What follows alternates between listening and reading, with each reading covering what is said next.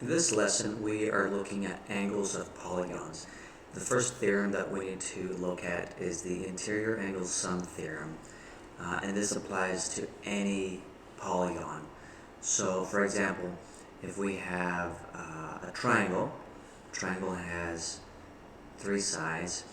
To determine what the sum of all these angles are, we utilize a formula n minus 2 times 180.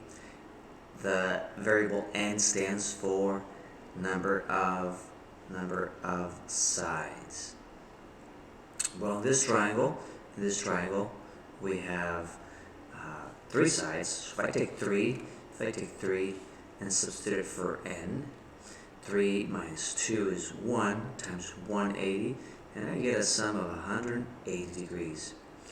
If we consider, let's say, a quadrilateral, so a quadrilateral could be a square, it could be a rectangle, it could be a rhombus, and if we utilize the same formula, n minus 2 times 180, again, n stands for the number of sides, so we have 4 sides in a quadrilateral, 4 minus 2 is 2 times 180, we get a sum of 360 degrees.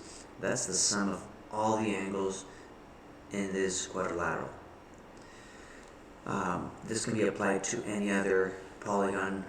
For example, if we had a pentagon, pentagon has 5 sides, so same idea. And we take 5, plug it in for n, 5 minus 2 times 180. Well, 5 minus 2 is 3 times 180, and we get a sum. The sum of these angles is going to be 540 degrees. Okay. The next thing we need to look at is regular polygons. So a regular polygon is any polygon that has congruent angles and congruent sides. Let me write this down. A regular polygon has congruent sides and congruent angles. So if you think about this, one example of a regular polygon would be a square. A square has 4 equal sides and 4 congruent angles. Another example of a regular polygon will be an equilateral triangle. An equilateral triangle has 3 congruent sides and thus 3 congruent angles.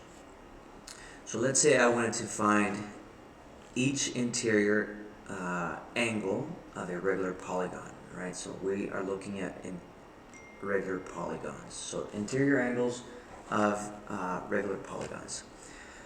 Well, we are going to use the same formula as we used before, except we need to modify just a bit. So n minus 2 times 180 gives us the sum of all the angles.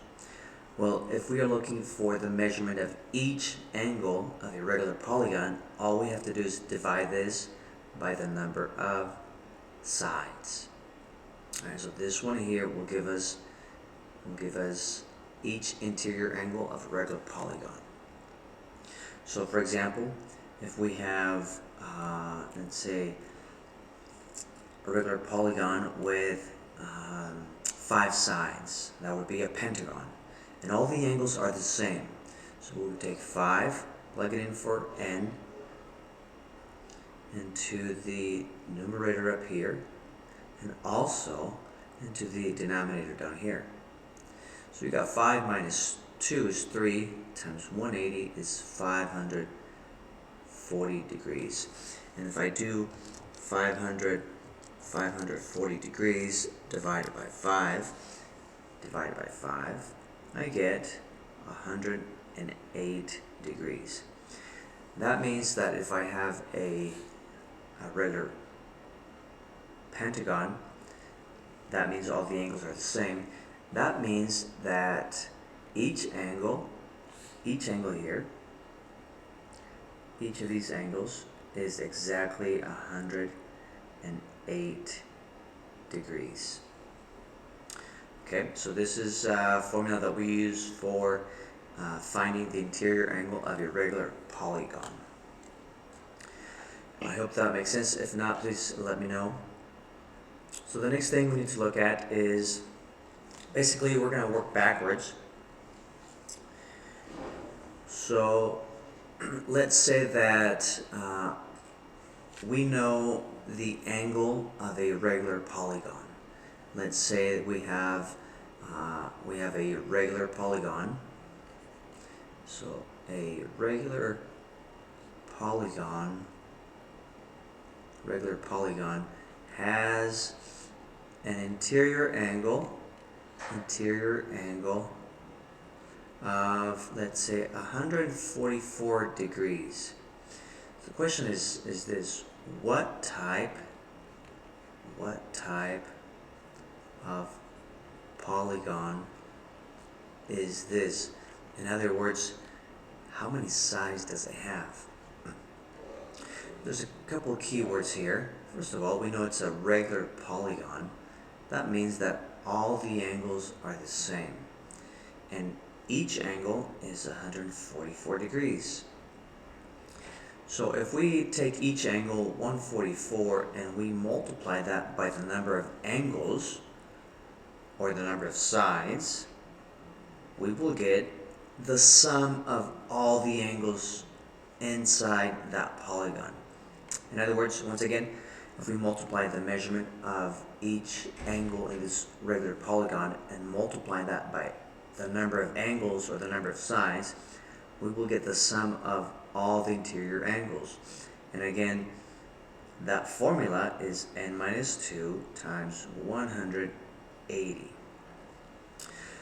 So in this case, we have to do some algebraic work. So 180 times n, 180 times negative 2.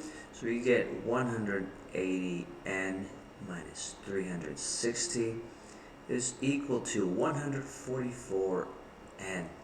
So let's solve for n.